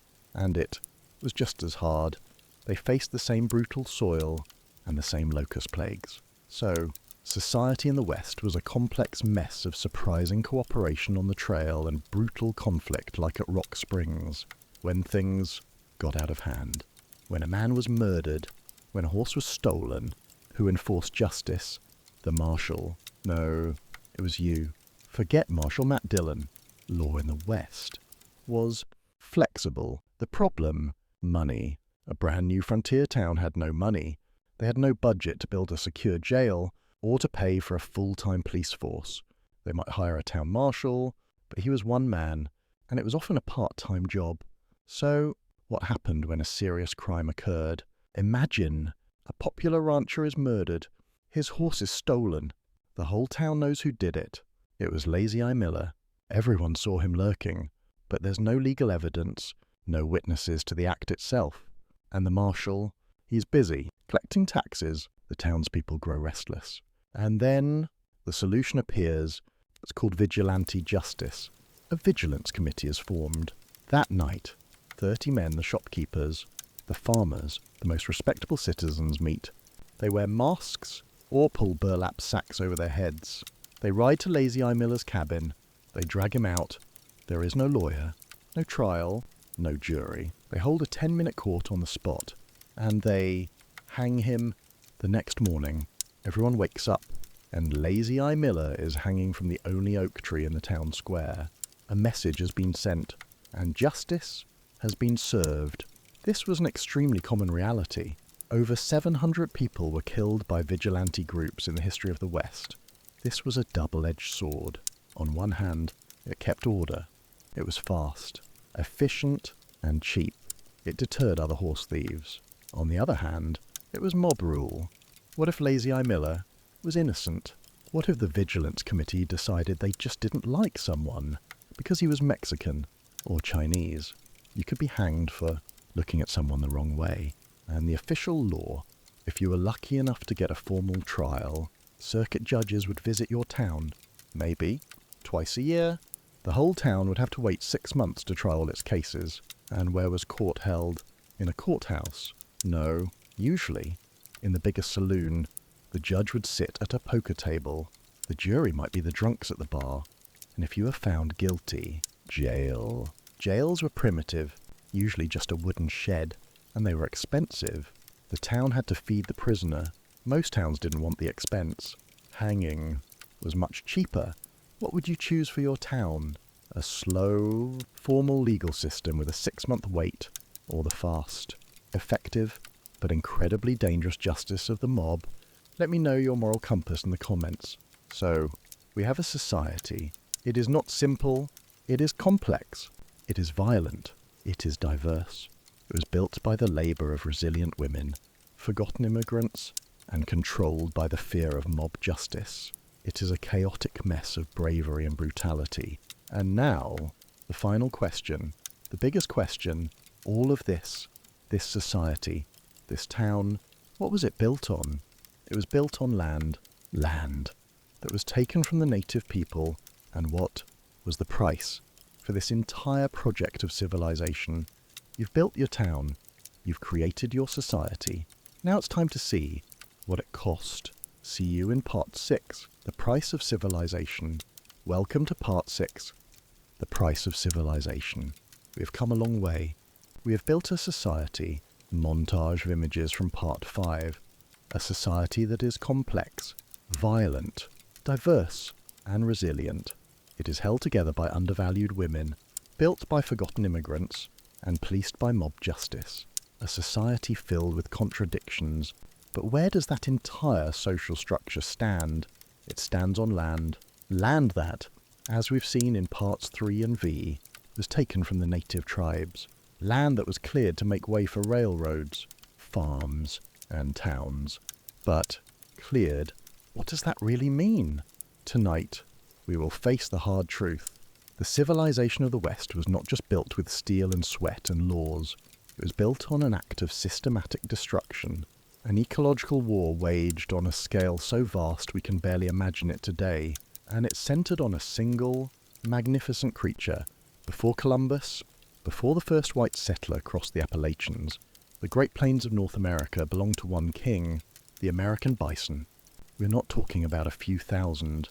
The most reliable estimates suggest that in 1800 there were somewhere between 30 and 60 million bison. Let us just pause for a moment to comprehend that number. 60 million. Early explorers described herds that blackened the horizon. A single herd could be 50 miles long and 25 miles wide. It could take 3 days of walking just to pass through it. This was not a herd of animals. This was a brown river of flesh, as one described it, flowing endlessly over the prairie. When they moved, the sound was like constant thunder. The ground itself trembled. They were the largest land mammal on the continent, and they were its ecological engineer. They shaped the plains, and for the native tribes who lived there, the Lakota, the Cheyenne, the Comanche, the Kiowa, the buffalo was not just an animal, it was everything. It was not a part of their life. It was their life. It was a walking supermarket, a church, and a hardware store, all in one. When they killed a buffalo, they thanked its spirit, and they used 100% of it. The meat provided food, they ate it fresh, and they dried it into jerky, or pounded it with fat and berries to create pemmican, a high-calorie superfood that could last for years, fueling them through the winter. The hide, after being meticulously prepared, a laborious job for the women, provided shelter. Their majestic tipis were made of buffalo hide. It provided clothing, shoes, moccasins, and warm blankets. The bones were sharpened into sewing needles, knives, and arrowheads. The large shoulder blades were used as hoes for farming. The sinew was dried and used for bowstrings and thread. The horns were carved into spoons and cups. The stomach was cleaned and used as a water canteen. And most importantly, on a vast plain with no trees, its dried dung buffalo chips was the only source of fuel for heat and cooking. Their entire culture, their religion, their calendar, and their economy revolved around the annual migration of the buffalo. It was the center of their universe. And then, in 1800, there were 60 million. By 1900, there were fewer than 500 left. Some historians say at its lowest point, only about 300 survived. Hidden in the valleys of Yellowstone Park, a near-total biological extinction in less than a century, but the vast majority of it happened in just 20 years, from 1865 to 1885. What happened?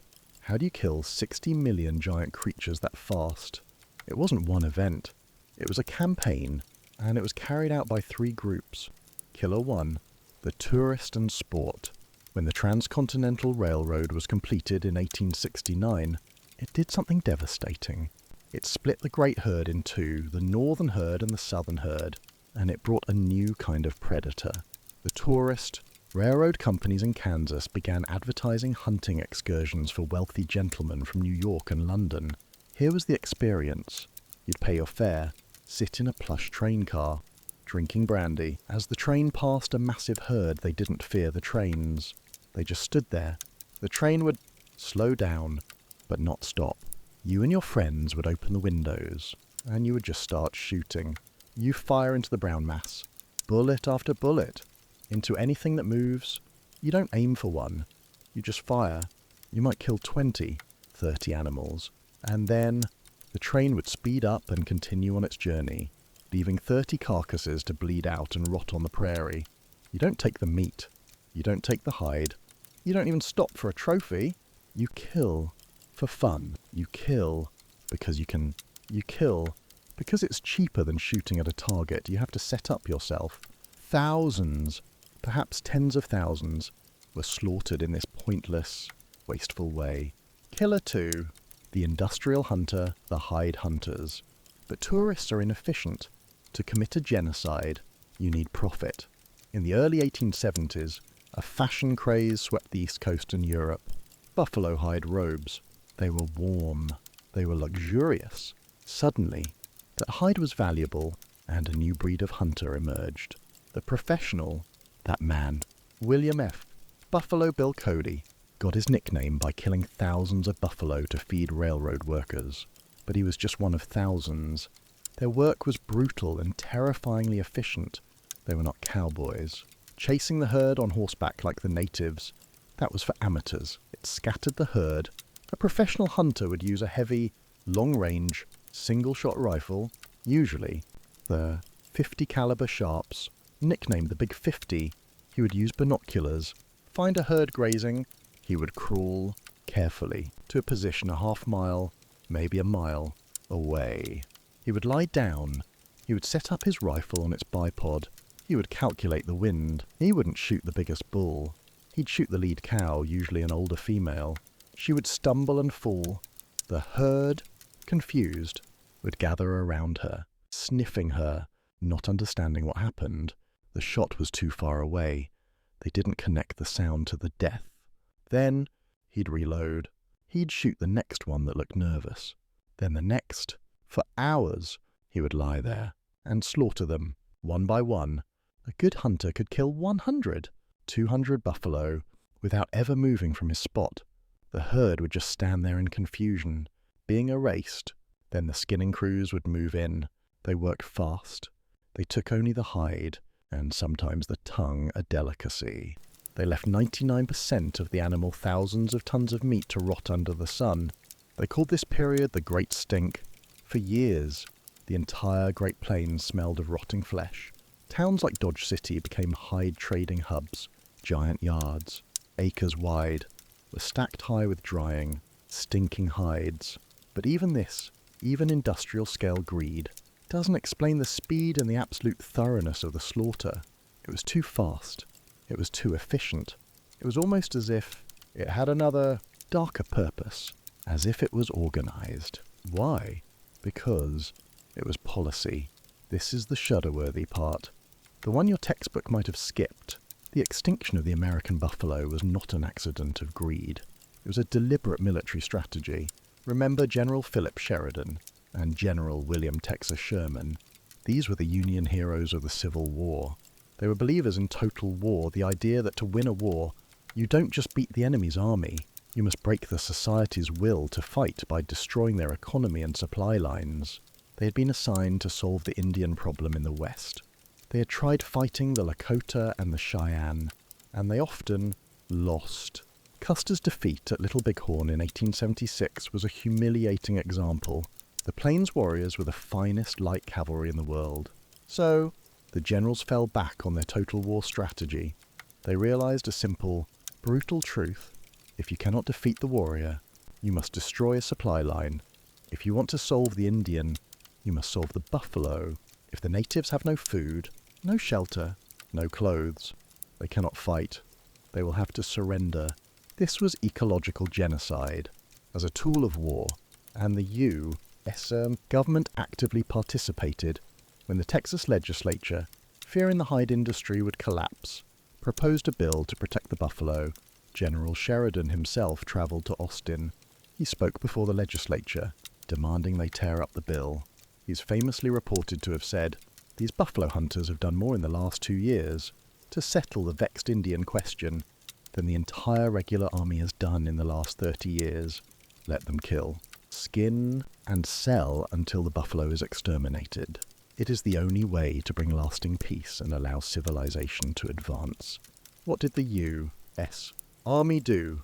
They actively protected the white hunting parties from angry native war bands who were trying to protect their food source.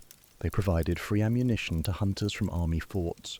This was a government-sponsored extermination campaign, and it worked. This is the image. This is the price of civilization. This is a real photograph from the 1870s. A mountain of bison skulls, waiting to be shipped east, to be ground into fertilizer and bone china. This is what was left. From 60 million down to perhaps 300 individuals hiding in Yellowstone. And the impact, one, ecological. The plains died. Without the bison, the grasses changed. The wolves starved. The entire ecosystem collapsed. Two, human. For the plains tribes, it was the apocalypse. In 10 years, their entire way of life, which had existed for 10,000 years, was gone. Their supermarket, their church, their home was erased. They were not defeated in a great battle. They were starved into submission. In the brutal winter of 1883, the winter the great herds vanished forever, the last of the resisting tribes, starving and desperate, surrendered. They walked into the reservations, where they would have to accept government rations of low-quality beef and mouldy flour from the very government that had just destroyed their world. What do you think of this? Was this an unavoidable military strategy required to build a nation? Or was it an ecological genocide? Let me know your thoughts in the comments. The real war was over, not with a gunfight, but with the silence on an empty prairie. Civilization had won. The land was tamed, and at the precise, exact moment that the real West died, the myth of the West was born. Humans are strange. We have just committed one of the largest, most deliberate mass extinctions in history, and immediately we begin to feel nostalgic for it, as the real West filthy, diseased, and brutal was being buried under railroad ties and barbed wire. The people back east didn't want the truth. The truth was too complicated. It was too sad. They wanted a story. They wanted an adventure. They wanted heroes and villains, and there was one man ready to sell it to them. Meet William F. Buffalo Bill Cody. The very man who got his nickname slaughtering thousands of buffalo now became the man who sold the romantic story of the West. He was America's first great PR master. He was the P.T. Barnum of the Prairie. He realized that the memory of the West was worth more than all the hides he had ever sold. Where did the myth start? It started with Medium 1, the dime novel. This was 19th century fan fiction. Writers in New York City, men like Ned Buntline, who discovered Buffalo Bill, had never been west of the Mississippi. They sat in their offices and churned out hundreds, thousands of completely fabricated, sensational stories. They took real names like Wild Bill Hickok or Buffalo Bill himself and turned them into demigods. Here is a typical fabricated passage. "To hell with you, you devils," shouted Wild Bill, and with his 2 six-shooters, he struck down 10 of the ruffians before they could even blink. It was cheap. It was nonsense. It was completely untrue. And it was wildly popular. Every boy in the East read them. They grew up believing the West was a place where heroes fought villains every single day. And then Buffalo Bill had an even more brilliant idea. If they love reading the stories, why not bring the West to them?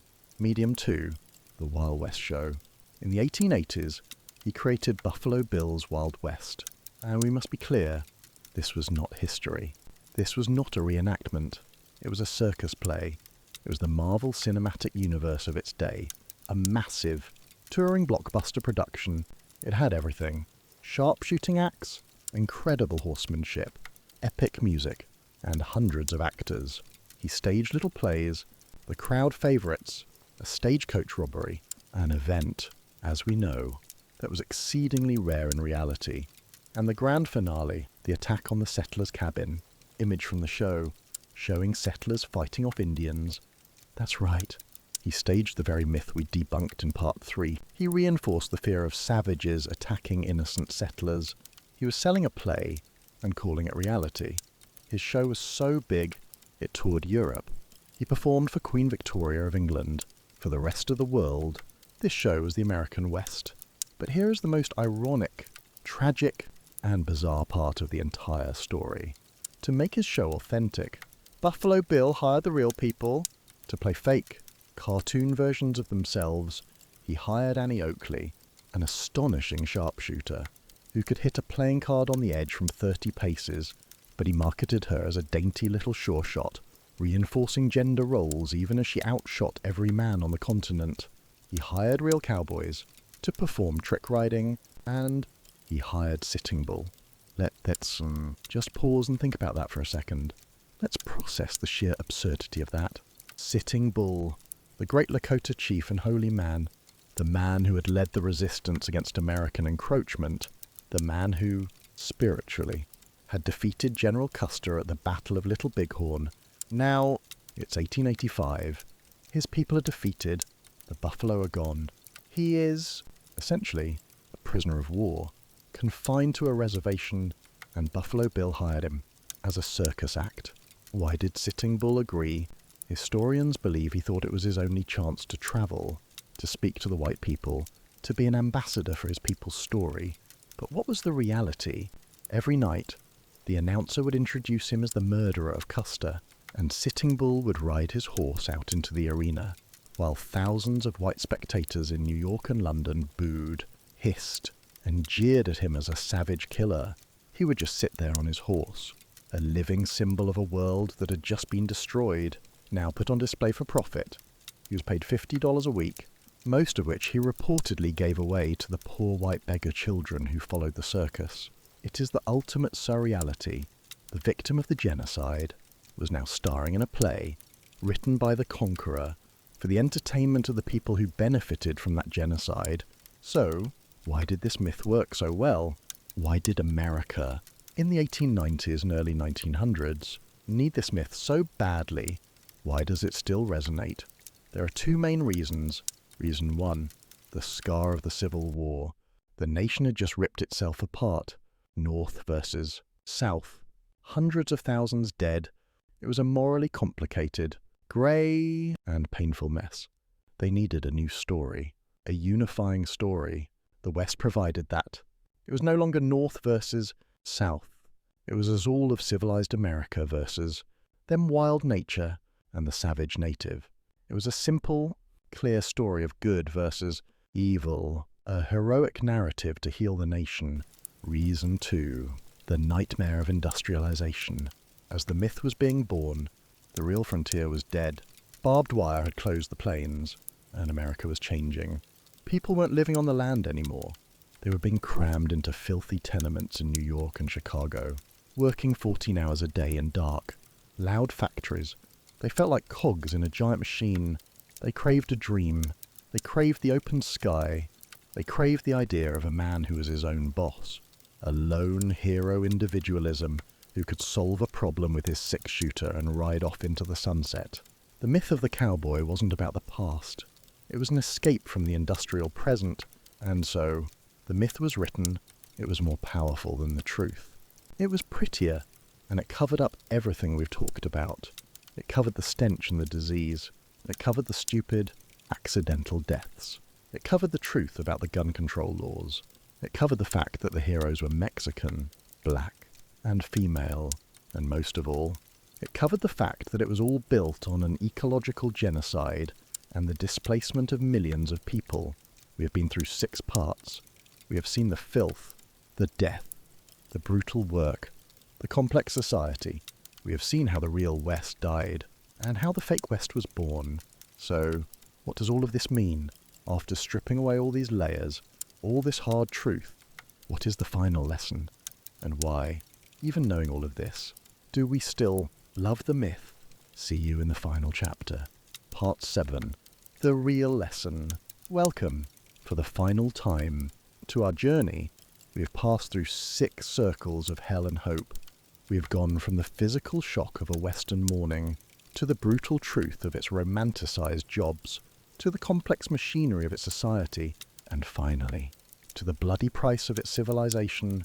We now stand at the end of the road, dusty, tired, and perhaps a little wiser.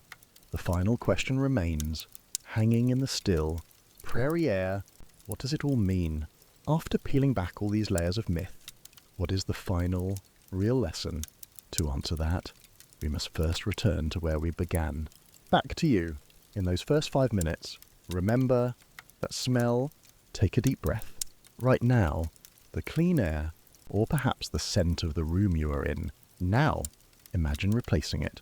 Replacing it with the thick, overpowering stench of old sweat, of horse manure and mud, of coal smoke, and of human waste. Remember, that wasn't a fleeting, unpleasant odour. That was the air you breathed, 24 hours a day. It was the smell of a world without sanitation, without antibacterial soap, without an understanding of germs. It was the smell of life and of decomposition, mixed into one. Now, remember that itch, that unending sensation of bed bugs and lice crawling on your skin, even as you try to sleep. Remember, this was not a sign of poverty or filth. It was a universal reality, an uninvited companion for every man, woman, and child. It was the feeling of never having privacy, not even on your own body. Remember that pain, not the soreness after a workout, but the pain of depletion, the ache in every joint, every muscle after a 16-hour day of physical labour. A pain that began when you woke and only ended when you collapsed from exhaustion. It was the price the body paid for survival. And finally, remember that cold, that bone-deep chill, not outside, but inside your own home, the frost forming on the interior of the walls, your breath turning to vapour. The cold was a constant predator, waiting for the fire to die. That was our starting point. A raw, physical reality. A world that assaults the senses. A world that our modern, Pampered bodies could scarcely endure for a single day, and it was upon that harsh foundation that we built our myths. From that physical shock, we moved into the stories we tell ourselves. The myths. Let us look back on them one last time. We looked for the myth of the romantic jobs. We looked for gold in the glittering streams of California. And what did we find? We found men working 12-hour days, submerged in ice-cold water. For a few flakes of gold, we found that the real rich man was the one selling the shovels. And we found that, for those who went into the mines, the final reward wasn't gold, but silicosis, a slow death. As your lungs turned to stone from the inside, the myth of the miner was a trap. We looked for freedom in the saddle, under the big, open sky. We looked for the myth of the cowboy. And what did we find? We found a low-wage, dangerous job, copied almost entirely from the Mexican vaquero. We found that a quarter of them were black men, former slaves seeking a measure of equality. We found 16-hour days, a diet that caused scurvy, and the terror of a stampede or a sudden blizzard. The myth of the cowboy was a dead-end job. We looked for independence on our own plot of land. The myth of the farmer. And what did we find? We found a constant war against soil as hard as concrete. We found houses made of dirt that were dark, damp, and full of snakes. And we found a cloud, a living cloud. A plague of locusts that could eat an entire year's worth of labour in 3 hours. The myth of the farmer was a brutal gamble with nature. Then, we looked for the myth of heroic violence. We looked for the high noon duels on dusty streets. And what did we find? We found strict gun control laws in the wildest towns. We found that the most famous gunfight in history, the O.K. Corral, was a tragic brawl over enforcing a gun-banning ordinance. And we found that the real gun violence was often a clumsy accident. The myth of the gunslinger was largely fiction. We looked for the great battles between civilization and savagery. The myth of the Indian wars. And what did we find? We found broken treaties. We found that the violence largely came from settlers invading native lands. And we witnessed massacres, like Sand Creek, where women and children were slaughtered under an American flag. The myth of the noble war was a lie to cover a conquest. And finally, we looked for the myth of conquest. We looked for the image of man taming the wild. And what did we find? We found an ecological war of extermination against the buffalo, a deliberate, government-sponsored military campaign to destroy the livelihood of the native tribes by driving a species to the brink of extinction. The myth of conquest was an annihilation. We have peeled back these myths. We have seen the raw, complex, and often ugly truth underneath. So what? Where does all this leave us? It leaves us with 2 final lessons. 2 great truths that the history of the real West can teach us. Lesson number 1. Comfort is a technology. This is perhaps the most important and most easily overlooked lesson of all. The comfort, the safety, and the health that we take for granted is not the natural state of humanity. It is a technology. It is a complex, nearly invisible machine that we have built over the last 150 years to shield ourselves from the very reality that the people of the West faced every single day. We're not softer than they were.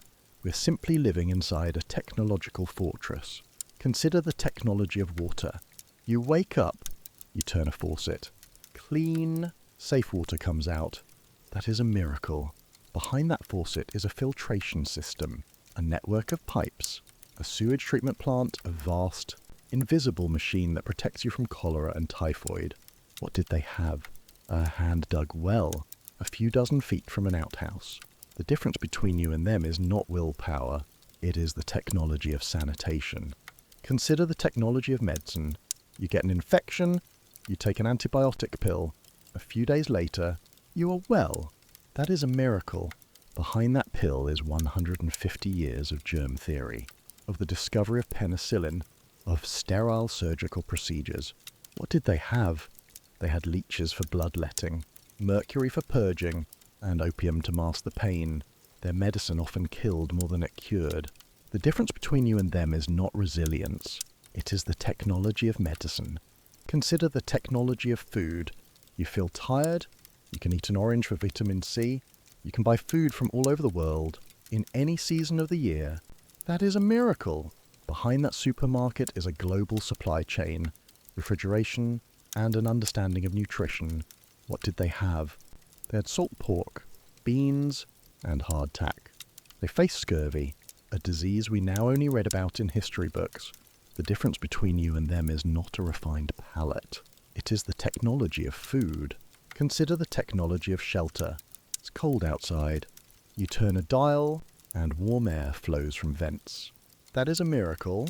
Behind that dial is central heating, insulation, double-paned glass windows. What did they have? A sod or log hut, with cracks for the wind to blow through. They were in a constant battle to keep the fire from dying. The difference between you and them is not endurance. It is the technology of environment. When we look at their lives, the first reaction might be one of smugness. I could never live like that. But the real lesson is not smugness. It is gratitude. Gratitude for the invisible machine of civilization that works around us every second. We are not stronger than them. We are just far, far luckier. And it was on the foundation of their suffering and their labor that this machine was built. That is their true legacy. Lesson number 2, myth and reality. And this brings us to the final question, the most difficult one. Why, after all of this, after knowing the hard truth, do we still love the myth? Why is the image of John Wayne still more powerful than the image of a resilient Wyoming woman? Why is the gunfight at the O.K. Corral still more compelling than the truth of its gun control laws? Why do we still cling to the false story? Because the myth serves a purpose. The truth is complicated. The myth is simple. The truth of the West is a messy, chaotic mixture of bravery and brutality, of cooperation and genocide, of luck and injustice. It is morally grey. The myth is simple. Good guys versus bad guys. Light versus dark. Civilization versus savagery. Our brains crave that simplicity. The truth is uncomfortable. The myth is aspirational. The truth of a farmer's life was loneliness and failure. The myth of the cowboy is about individualism, freedom, and the ability to be the master of your own fate. Those are powerful ideas. Ideas that we, even today, yearn for. The myth gives us something to aspire to, even if it isn't real. And finally, the truth is just a collection of facts. The myth is a creation story. Every nation, every culture, needs an origin story. The Greeks had the Iliad and the Odyssey. The Romans had the Aeneid. And America has the Wild West. It is the story of how America was born, not in the political halls of Philadelphia, but on the vast, wild frontier. It is a story of rebirth, of a second chance. This is the purpose of the myth. But it also has a danger. The danger of the myth is when we begin to believe it is the truth. When we do that, we inadvertently erase the real people. We erase the woman who voted in Wyoming. We erase the Chinese worker who died with nitroglycerin. We erase the black cowboy who found equality on the trail. We erase the Mexican families who lost their land. We erase the 60 million buffalo. We erase the people who died at the Sand Creek Massacre. When we accept only the myth, we are choosing a whitewashed, simplified history. So what is the value of the truth? The truth is not beautiful. It is not romantic, but it is more human. The truth shows us resilience, not just heroism. The truth shows us cooperation and community, not just individualism. The truth shows us the real cost of what we have today and forces us to confront the darkest parts of our own past. The truth does not give us simple heroes. It gives us complex people, struggling in extraordinary circumstances, doing the best they could with what they knew.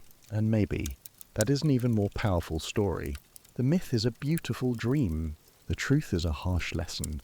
And perhaps, to understand who we are, we need both. We need the dream to inspire us, and we need the lesson to keep us honest. Thank you for joining me on this long journey, through the mud, the disease, and the myths of the American West.